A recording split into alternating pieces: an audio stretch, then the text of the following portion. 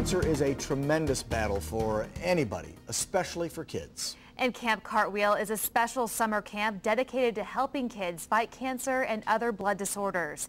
Special correspondent Garrett Tenney camped with the kids all week and brings us their stories. Some of us have siblings that have cancer. Some of us don't. Some of us are the patients. This is a time to forget about hospitals, clinics, and diseases. This camp is one of my favorite things out of my whole life. Each summer, Camp Cartwheel gives children battling life-threatening illnesses the chance to just be kids again. And you know what? They have cotton candy here. Less than an hour's drive from the lights of Las Vegas lies the 165-acre Torino Ranch, a slice of paradise for some well-deserving kids. A place to swim, canoe, dance, sing, and have lots of water fights. You know, Torino Ranch is a huge place, and for many of these kids, it's really hard for them to be able to walk around everywhere. Radar here, he's one of the volunteers, and he's been taking kids around for 9 years. And right now, we're driving down to the pond to meet another one of these kids and hear their amazing story. My name's Austin. I'm 11 years old. I've been coming to camp for a few years now. How do you do? I had cancer that made me lose my appendix and one of my kidneys. I'm going to be Dumbledore. I've got so many friends here that are friends. Back at home, nobody really appreciates me. Here, everyone appreciates me. For every kid like Austin, there are dozens of other stories just like his. When these illnesses strike, it doesn't only affect the patient. It takes a toll on the entire family. And that's why Camp Cartwheel is just as much for the siblings as it is for the patients. You think you can beat me? Yeah. Oh, so fast. I tried to take on my buddy Xbox in rock climbing, but he had both youth and experience on his side. That's because Xbox has been coming to camp ever since his twin sister got sick 7 years ago. The great thing about this wall, though, is I know that even if I fall, it's going to catch me. And that's really what it's all about here at Camp Cartwheel. And that's what Xbox has been for his sister. Yeah, I always have to take care of her all day long. I have sickle cells, and so like when I get sick, my blood like just bunches up together, and it makes me hurt. Everybody has a sickness, and that sickness makes everybody feel equal. That's it, I did it. Camp Cartwheel provides a week full of memories for these courageous kids. Memories these kids will draw upon for strength that will carry them until they hopefully all reunite again next year. Garrett Tenney, News 3. California's Patrick and Rosa Dennis love coming to Utah in the wintertime. Whenever there's powder, it's always the primo stuff, you know. Fantastic. We always love that. In the last 30 years, they haven't missed a season of hitting the slopes. After a less than snowy visit in December, they scheduled a weekend getaway with friends for February. But at the last minute... And then one thing and another, and different parties kept bailing out, and so we said, well, should we go or not? So what is it that gave them the final push to the powder?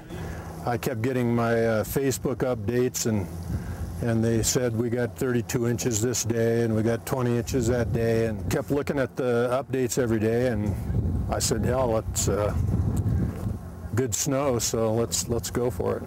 With the struggling economy, it's been hard for ski resorts to get people from down in the valley to up here on the slopes. So they're turning to social media with things such as Facebook, Twitter, and even an iPhone app. A time where maybe budgets are shrinking or certainly staying at certain levels because of the economy, social media is a great free tool for us to spread the word about what's going on here at Snowbird.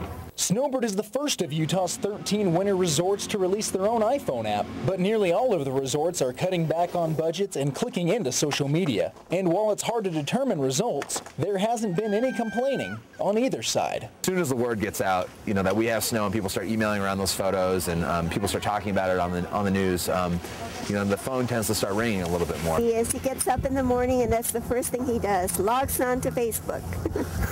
Well, just the fact that they're there and it's so easy to look at, and I think it's very convenient myself. I recommend it. And these next few mornings, the Dennises will be hopping on Facebook to tag all the friends they left behind in their pictures while they're tearing up the slopes. Mostly we're trying to make them jealous for bailing out and not coming with us, you know. Garrett Tenney, BYU Daily News, Little Cottonwood Canyon. Going to college is a dream come true for UVU freshman Marissa Thomas. Education to me is very, very important, and it's always been a great goal in my life to get as much as I possibly can. But that dream may come with a bigger price tag for Marissa and students across the state after the upcoming legislative session, as higher education faces 5% budget cuts on top of the 17% cut it got last year. You know, we're really at a critical point where the quality of education is being threatened at our institution and the other institutions throughout the state. To keep a high level of quality, some expect the state to raise tuition again in order to meet cost. We're concerned about making sure that we can keep higher education affordable, but we also have to run the institution, and the way that we've been able to do that is by increasing tuition.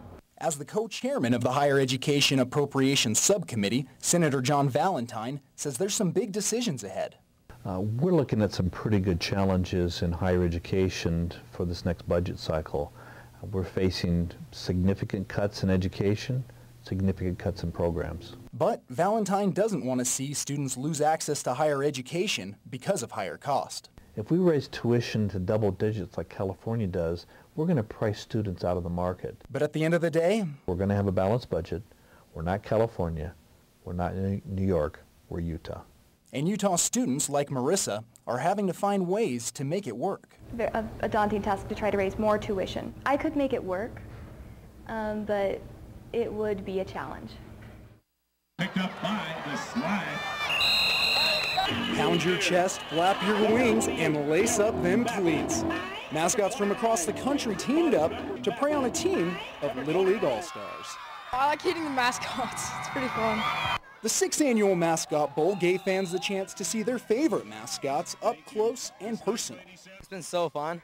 I've loved it, every minute of it. Every time I go out, I just want to go in again. When the mascots are off the field, they work hard to make kids smile. But when they step on the field, they're not so nice anymore. I didn't know I had all these athletes out here either. These guys are running them over. Even Barney got in on the action with a great big hug and lots of helmets into you.